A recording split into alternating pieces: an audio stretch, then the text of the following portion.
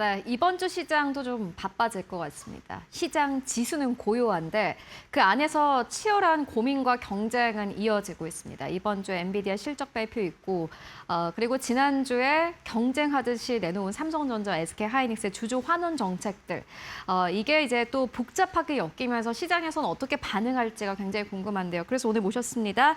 한반도의 박준영 대표 모시고 이야기 나눠보도록 하겠습니다. 대표님 안녕하십니까? 네, 반갑습니다. 네, 월요일에 이렇게 이제 매주 월요일에 나와주시는데 네. 반도체로 이렇게 월요일을 또 시작할 수 있어서 좋습니다. 이번 주에도 엔비디아 실적 발표 있지 않습니까? 그렇죠. 뭐 이제 저희 시청자분들께서 어떠한 부분을 봐야 되고 그리고 네. 대표님께서는 또 어떤 것들을 보고 계신지 궁금합니다. 뭐 일단 지표하고 발언 두 가지겠죠. 기본적으로 26일 날 나올 텐데 일단 지표로 봤을 땐 컨센서스상으로 이 소위 EPS죠. EPS가 계속적으로 증가될 거라고 하는 뭐 사상 유례없는 실적을 가질 것 같긴 해요. 그다음에 이제 그래서 주당 EPS는 계속 보시면은 약 5분기 전에 1.0 몇 정도 됐거든요. 네. 계속 올라왔어요. 그래서 지금 이번에 예상되는 건 2.07 정도 생각하더라고요. 네. 뭐 아시겠지만 EPS가 주식이 굉장히 주가 영역이 중요하기 때문에 좋을 그죠. 것 같다. 네. 두 번째로는 영업이익률도 아마도 항상 얘기하고 있는 75% 넘냐 안 넘냐. 근데 그것도 될 것 같다. 와, 영업이익률이 네. 뭐 근데 이제 이게 뭐 그렇게 얘기하는 게 뭐 항상 우리 시장에서는 중요한 게 또 새로운 거 없냐. 그죠. 뭔가 늘 기대는 네. 높으니까요. 네. 또 모멘텀 없냐. 이런 얘기를 안 하실 수 없을 것 같아요. 결국에 계속 선반영이 되기 때문에 네. 이 새로운 실적이 무엇인가에서 계속 고민하고 있을 것 같고 네. 결국에 이거는 우리가 오늘도 간단히 얘기 드릴 이 기술적으로 되지 않고 결국에 시장과 연결되어진 무엇인가 필요한 것 같다. 이게 이제 계속적으로 이게 되는 것 같아요. 특히 이제 뭐 이번 지난주 그 신문지상을 아주 도배했던 그다음에 지난주 초에도 있었던 엔비디아가 이제 5천억 달러 규모로 해가지고 금융기관과 함께 맞아. AI 그다음에 GPU 같이 키우자 이런 얘기를 했다는 것이 상당히 인상적인 것 같습니다. 이제 시장에서 기대를 이제 하는 것들이 굉장히 많을 텐데 그렇죠. 그렇다면은 대표님께서는 중요하게 생각하시는 게 있으실까요? 꽤 많잖아요. 그렇죠.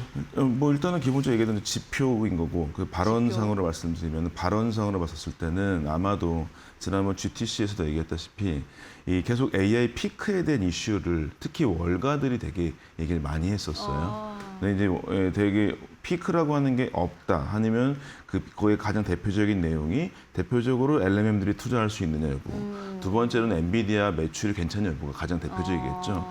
엔비디아 매출이 괜찮냐 여부는 지난번 1분기 GTC 때도 어떻게 얘기했냐.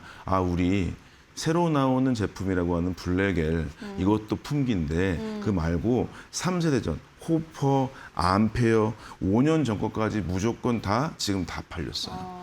이런 얘기를 했었거든요. 그러니까 5년 전 모델도 다 팔지 못해서 사고 싶어 난리들이다라고 얘기했었었고요.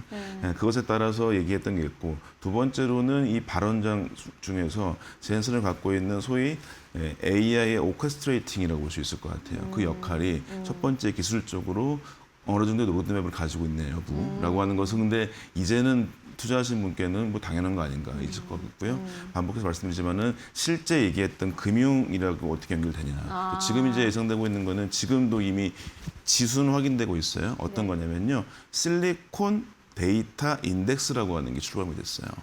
그런 지수가 있나요? 처음 들어봅니다. 처음 들어보셨죠. 이게 무슨 얘기냐면 그 금값 같은 겁니다. 그러니까 이제 이 GPU나 이 AI 기술이라고 하는 것을 단순히 개별 회사가 갖고 있는 주식 가치로 본 게 아니라 우리 삶에서 시장에서 필요한 마켓의 인텔리전스의 지표로 만들기 시작했어요. 거기 안에는 뭐가 들어가 있나요? 실제로 여기서 GPU를 대여하면 얼마냐라고 하는 그 말이 대표적이에요. 네, 말하자면은 우리가 이제 모든 자산이라고 하는 게 소위 아시겠지만은 실제 자산과 부채가 있지 않습니까? 그죠. 이것이 이제 우리가 가치라고 할 수 있을 텐데 그 가치의 측면에 있어서 우리가 부동산 가격 얘기하듯이 이제 GPU나 데이터 센터의 이 가격을 실제 인덱스화하겠다는 겁니다. 이게 이미 활용되고 있어요. 그러니까 투자가 되는 건 아닙니다. 뭐 ETF 나온 건 아니지만은 아니지만, 인덱스로 제시가 됐어요. 네, 말하자면 이건 계속적으로 이 젠슨왕이라고 하는 오케스트레이팅이라고 하는 게 기술적 로드맵뿐만 아니라 5천억 달러의 펀딩도 마찬가지고 주식시장과 어떤 시장의 이 AI 시대 때에서의 이 데이터라고 하는 게 진짜 자원이에요. 이제 금이에요. 데이터 센터를 쓰고 있는 비용이 렌트예요. 라고 하는 것을 지표로 만들었다고 볼 수 있을 것 같아요. 네, 물론 이것에 대해서는 좀 의아하신 분도 있을 겁니다. 네. 뭐 임대료 같은 거랑 같이 과연 맞는 거냐. 그러면 그다음에 이 이제, 데이터가 예. 어떻게 인덱스가 어떻게 쓰일 건가에 대해서도 굉장히 맞아요. 궁금하거든요. 대표적으로 쓰이는 게 당연히 뭐 엔비디아 주가에 대해서 당연히 GPU 렌트 가격이 오른다는 얘기는 뭐냐면 GPU의 풍기라고 볼 수 있겠죠. 예, 이런 것들을 통해서 선물 같은 것들이 한 4분기 때 나온다는 얘기도 꽤 있습니다. 예, 말하자면 지금 중요한 건 우리가 기술과 시장 두 가지로 봤었을 때는 일단 기술적으로는 문제 없는데 시장에서는 근데 뭐 당연한 거 아닌가. 예, 이제 지표와 금융 어떤 소위 펀딩 사이로 봤을 때는 5천억 달러의 펀딩을 했다. 그다음에 우리가 이 인덱스가 생겼다고 하는 것들. 이것에 따라서 인덱스가 생기면 아시겠지만 이게 또 동일하게 또 이게 하나의 또 틀이 되지 않습니까? 그죠. 중거틀, 예. 뭔가의 모멘텀이나 하나의 가치의 어떤 축장 수단 기본 어떤 개념이 될 수 있잖아요. 이런 걸 출범시켰어요. 실리콘 AI 인덱스. 실리콘 데이터 인덱스. 실리콘 데이터 인덱스. 네, 어디서 네. 확인할 수 있나요? 이거는 아마도 그 소위 인베스팅 당국 같은 데 확인할 수 있을 것 같아요. 네. 저도 이제 보도를 확인했고 데이터를 직접 보진 못했고 네. 그걸 이제 확인해 보시면은 일단은 어떤 지표 인덱스 만들었다는 거 하는 거는 하나의 또 우리가 밸류를 측정할 수 있는 수단 될 수 있겠다. 이거는 새로운 대표님이니까 가능한 이 설명이지 않을까 하는 생각이 드는데요. 네, 사실 맞아요. 이런 데이터가 있는지도 몰랐고 이런 인덱스가 생겼다는 것 자체가 어떻게 보면 시장에서의 이 흐름을 뭔가 바꿀 수 있는 네. 어떠한 또 무언가 소위 버퍼가 되지 않습니까? 실제로. 그죠. 네네네. 기준이 될 수 있겠다라는 네. 생각이 듭니다. 엔비디아 실적 발표를 이야기하다 여기까지 흘러오게 됐는데 이번 주에는 이제 어쨌든 엔비디아 실적 숫자가 가장 중요하다. 네. 그리고 숫자를 뒷받침할 수 있는 스토리들 네. 이런 것들 좀 기대를 해보도록 하겠고 보니까 엔비디아가 오늘 이제 많은 외신도 그렇고 뭐 국내 언론사도 그렇고요. 엔비디아가 이제 자사 제품 15% 가격 인상을 이제 예고를 했다라는 부분이 거의 메인 뉴스입니다. 이게 이제 뭐 한국의 삼성전자, SK하이닉스 그리고 마이크론 테크놀로지까지 뭐 메모리 가격 올리니 이게 이제 엔비디아도 역시나 마찬가지로 그 가격을 결국에 흡수하고 뭐 소비자에게 이걸 전가를 하는 건데 이 부분은 어떻게 보세요?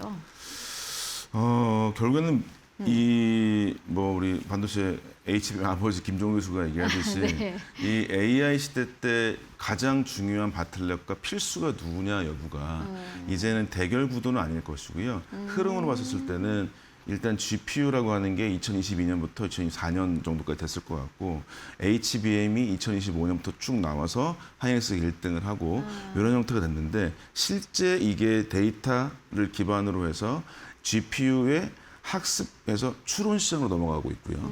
이런 거에서 가면 갈수록에 메모리가 중요하구나라고 하는 것을 계속적으로 보여준다라고 볼 수 있을 것 같아요. 근데 이제 이거는 당연히 아시겠지만 양날의 검이고 이게 일시적으로 우리가 계속 이 일시적인 현상이어야지 계속적으로 뭐 삼성전자를 제외하고 하이닉스 마이크론 영업이익이 80%가 넘어가고 있는 거 이런 건 그렇게 적절한 상황은 아닐 것 같긴 하지만 근데 지금 다른 방책이 있냐 없다는 거죠. 방송 때 말씀드렸지만 자주 메모리 웨이퍼 생산이 늘어날 수 있는 거는 내년 말이다. 게다가 올해에는 주로 삼성전자가 이익을 얻었던 건 뭐죠? 단품 디램이지 않습니까? 근데 이제 HBM이 내년도 훨씬 늘어날 거거든요. 그럼 HBM이 늘어나게 되면은 웨이퍼 수가 확 줄어버려요. HBM 한 장이 만들 수 있는 것과 디램 단품이 만들 수 있는 게 2.5배 차이 나거든요. 그럼 HBM이 늘어나면 단품 웨이퍼는 더 줄어요. 그러면은 이게 실제 가격을 더 추동할 것이다. 근데 게다가 웨이퍼 늘어나지 않는다. 네, 그다음에 이제 삼성전자 하이닉스가 올해 말부터 HBM은 늘어요. 그러니까 내년도가 가장 풍기인 거는 맞아요. 최태원 정도 얘기했다시피 내년도 계속 풍기다, 28년까지 풍기다라고 하는 건 맞고요. 근데 여기서 중요한 것은 15% 인상된 거 너무 좋아할 거 아니라고 하는 거 우리도 알고 있고 엔비디아도 알고 있습니다. 근데 그렇지만 엔비디아도 실제 말씀드린 대로 AI 오케스트레이터 엔비디아도 계속적으로 본인이 그걸 어느 정도는 감내하고 싶었었지만 뭐 너무 올라버린 거죠. 그죠. 네네, 서버용 디램 최신품 같은 경우는요, 1년 대비해서 지금 10배 올랐어요. 4불에서 45불인가 됐거든요. 이제 계속 구매했던 이제 기업들 입장에서는 이게 네. 사실 이제 가격 인상하지 않을 수가 없는 상황인 거네요. 네, 맞습니다. 그런 상태가 됐고, 근데 이제 이게 우리가 이제 메타나 애플이 갖고 있었던 소위 그 짜증에 섞인 이런 상황은 아니고, 네. 네, 이제 그 엔비디아 같은 경우는 정당한 형태로서 이 정도 가격 인상은 필요했던 것 같은 생각이 들긴 합니다. 네. 근데 이게 일시적이어야지 계속적으로 이제 생태계를 같이 구축하는 이론으로서 LMM 그러니까 기업들, 엔비디아 같은 팬미스 기업들, GPU 기업들, HBM 요 세 회사들이 기업들이 같이 좀 잘 될 수 있는 방식이 가는 게 좀 맞을 것 같아요. 네, 이게 이제 사실은 이게 이제 엔비디아가 가격 인상해서 우리 메모리 이제 기업들 너무 좋은 거 아니야? 이렇게만 단순하게 사실 생각할 수 있는데 이걸 좀 큰 시선에서 봐야 된다라는 생각이 들고요. 그리고 최근에 이제 많은 시청자분들 그리고 한국 증시에 투자하시는 분들께서는 삼성전자의 주주 환원 정책, 그렇죠. SK 하이닉스의 주주 환원 정책을 주목하고 기대하고 또 앞으로 주가 성장 모멘텀이 되지 않을까 하고 생각을 하고 계십니다. 네. 대표님께서는 어떻게 보십니까? 뭐 결론적으로 맞다고 생각합니다. 네. 근데 이제 여기서 좀 볼 게 우리가 앞에도 잘 얘기해 주셨지만 하이닉스는 한 40조 원 정도 생각하고 삼성전자는 뭐 110조에서 130조 왔다 갔다 하는 것 같아요. 근데 액수로 보자면은 물론 우리가 아무리 뭐 실제 시총이 있더라도 삼성전자가 거의 더 많거든요. 근데 뭐 지난 금요일 주가로 보시면 삼성전자 떨어졌고 맞아요. 하이닉스는 좀 네, 올랐어요. 네. 좀 디테일하게 보게 된다면은 뭐 얘기도 잘해 주셨는데 정리하자면 SK 하이닉스는 그냥 바로 소각이에요. 네, 그러니까 바로 EPS에 반영이 됩니다.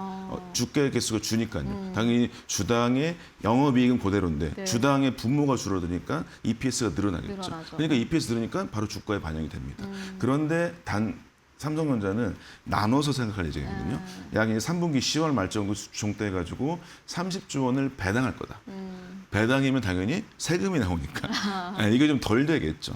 두 번째로는 그 다음에 60조에서 80조 정도를 있는데 이거는 1월이나 4분기 끝에나 이렇게 하려고 한다고 하죠. 근데 요 액수가 근데 이때는 아마도 소각이 있을 것 같긴 해요. 근데 네. 아직 오지 않은 것이죠. 네, 말하자면 배당이라고 하는 게 10월에 예정되어 있는데 그때는 일단은 돈이다. 그러니까 소각보다는 좀 약하다.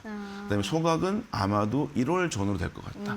아주 냉정하게 시장을 알고 계신 거죠. 물론 요거보다는 약간의 수급 차이 때문에 있었던 것 같기도 하긴 하지만 일단은 두 회사의 총 액수로 봤을 때 150조 원. 이거는 의미가 있다. 그다음에가 실제로 이제 우리나라가 뭐 1년 반 정도만 보실 때로 삼성전자 5만 전자 할 때거든요.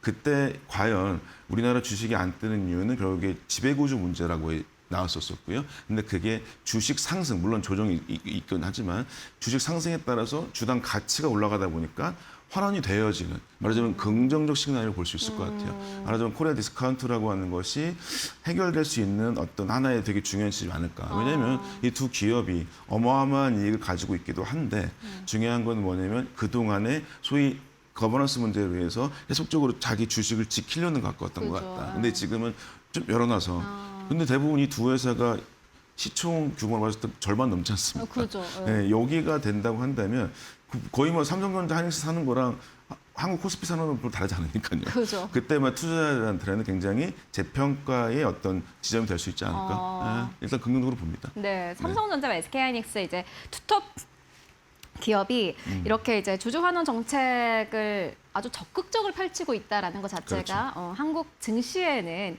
이게 뭐 개별 기업의 주가에도 당연히 영향이 있겠지만은 한국 증시의 우상향의 어떠한 트리거가 될 수 있다라는 의견 듣고 왔고요.